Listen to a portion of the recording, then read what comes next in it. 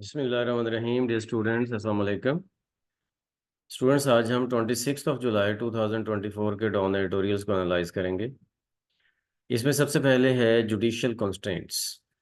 Basically senate की जो standing committee है फॉर लॉ एंड जस्टिस, उन्होंने एक फैसला किया कि फैसला क्या किया कि स्टैंडिंग कमेटीज ऑब्वियसली फैसला तो नहीं किया करती, वो तो प्रपोजल्स दिया करती हैं।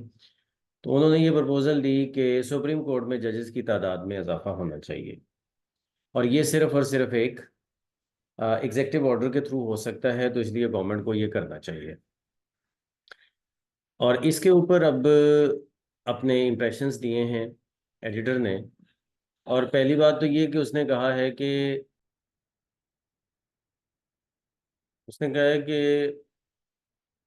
एक तो इसमें कोर्ट जो है सुप्रीम कोर्ट, उसकी कोई भी राय नहीं ली गई, और अपने तौर पर स्टैंडिंग कमेटी ने ये बात की है।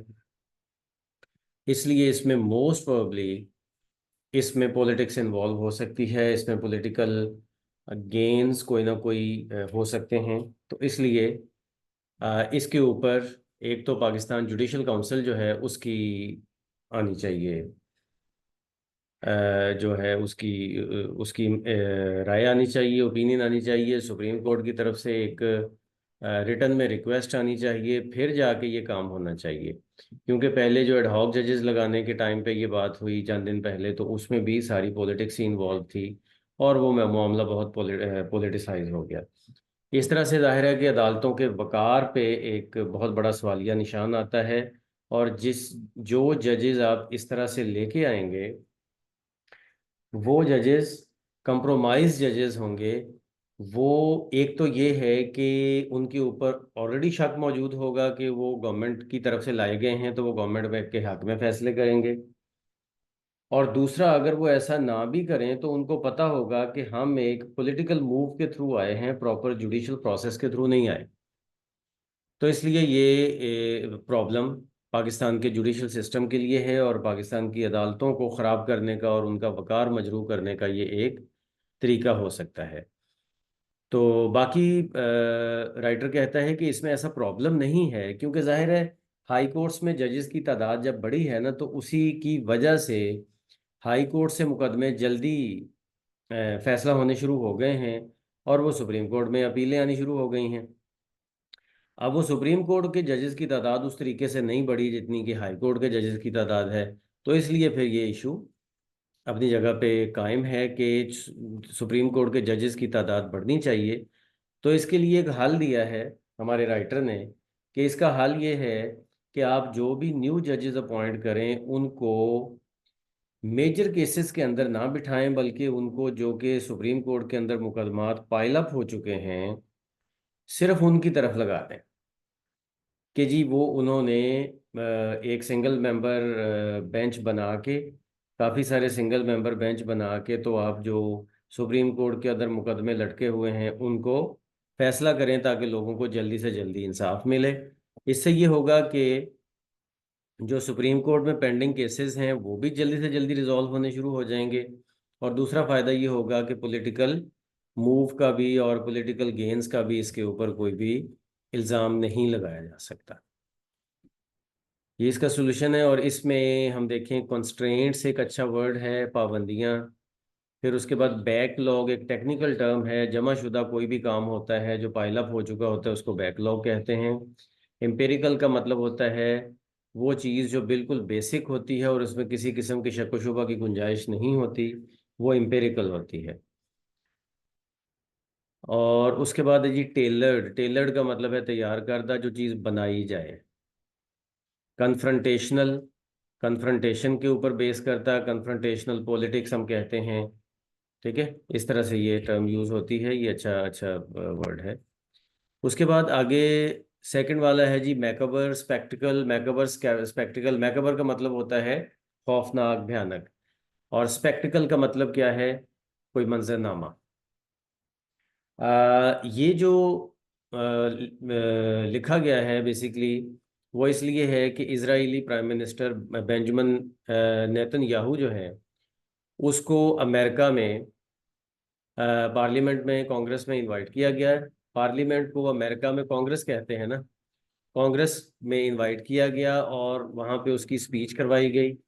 स्पीच के अंदर तो वही प्यार भरी बातें थी, और ये था कि जी वो उस इजरायली प्राइम मिनिस्टर ने ये कहा कि वो जो काम है वो जल्दी अपना निपटाएंगे और इस तरह करके। और पहली बात तो ये है कि उसको पार्लियामेंट में, कांग्रेस में इनवाइट करना ही एक शेमफुल एक्ट है। दूसरी बात ये है कि बहुत सारे ऐसे डेमोक्रेट्स थे कि जिन्होंने पार्लियामेंट में नहीं गए और उन्होंने इस अपने एहतजाज को रिकॉर्ड करवाया कि ये गलत मूव है, ये नहीं होना चाहिए था, इसको नहीं बुलाया जाना चाहिए था। फिर उसके उसके बाद राशिदा तलाइब एक लेडी हैं जो डेमोक्रेटिक लॉ मेकर हैं, डेमोक्रेट्स पार्टी के साथ हैं। उन्होंने अरबी रुमाल पहना, कैफिया जिसे कहते हैं, और फिर उन्होंने ये साइन दिया कि ये वार क्रिमिनल है। ठीक है।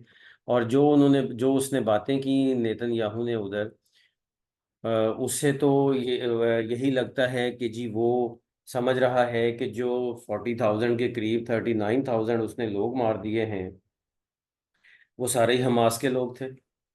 और ये बहुत अनफॉर्चुनेट है कि इतने बड़े लेवल पे और दुनिया की सुपर पावर जो है एक ऑपरेसर को सपोर्ट तो कर रही है, लेकिन साथ ही सपोर्ट करने के साथ साथ उसको इतनी इज्जत दे रही है कि वो शायद कोई मिसाल है बाकी सारी दुनिया के लिए। ये एक बहुत बड़ा लम्हा फिक्रिया है सुपर पावर के लिए, क्योंकि ये एग्जाम्पल्स दुनिया में सेट होती हैं और दुनिया का जो मुस्तकबिल है उसको तारीक करने के ये बराबर है ये सारी चीज़।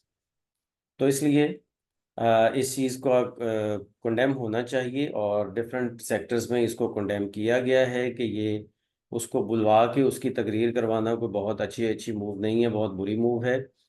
और दूसरी बात ये है कि उसने ये कहा है कि मैं इस काम को जल्दी ख़त्म करना चाहता हूँ, और जल्दी ख़त्म करने के लिए मुझे मज़ीद अमरीकी इमदाद की ज़रूरत है। ठीक है।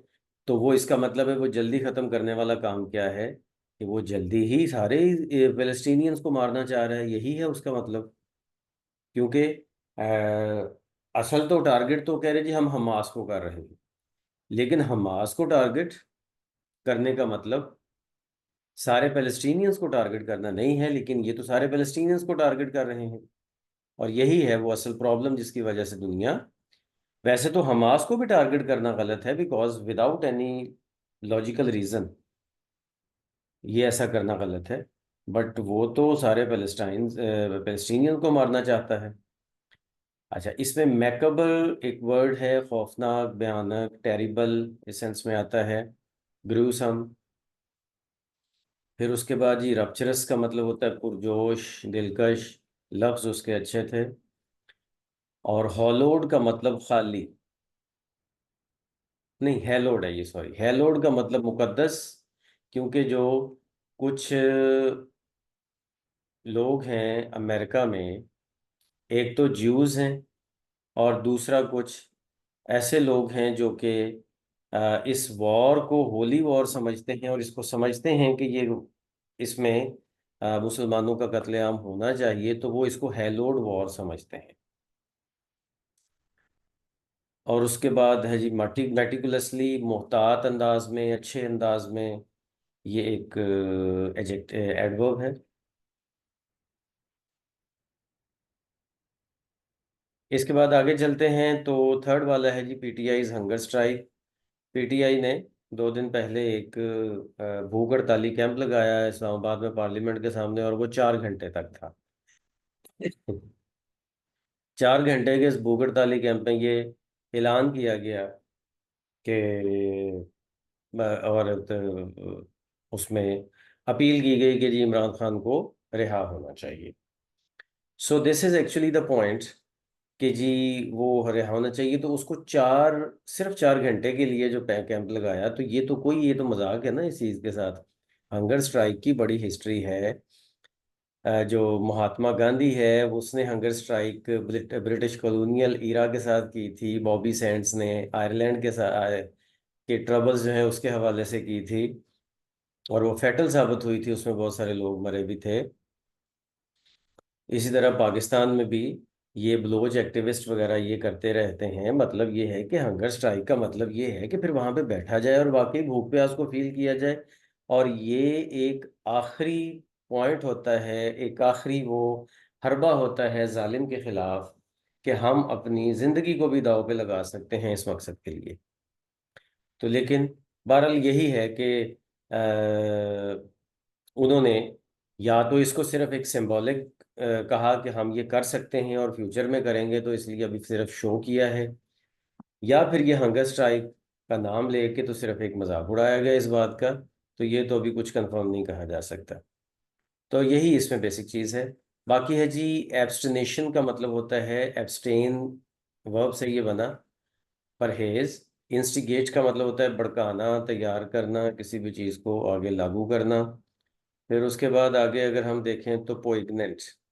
पोइग्नेंट का मतलब दिल खराश चीज़, बहुत ही इमोशनल, और जो मतलब इंसान को रुला दे। और उसके बाद गिमिक। गिमिक का मतलब चाल या तरकीब कोई भी। इसके साथ ही आज की हमारी डिस्कशन कंप्लीट होती है। थैंक यू, अल्लाह हाफिज़।